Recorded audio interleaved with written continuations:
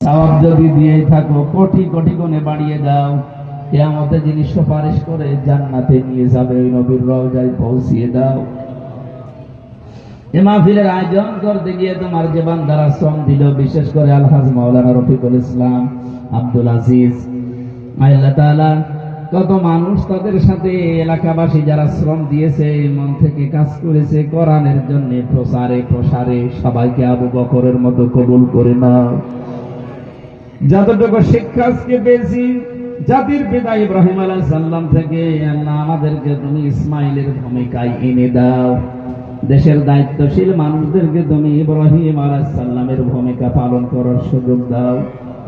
আমাদের মা বোন যারা আছে তাদের তুমি হাজিরার মতো, হযরতে হাজির আলাইহিস সালামের মতো বানিয়ে দাও।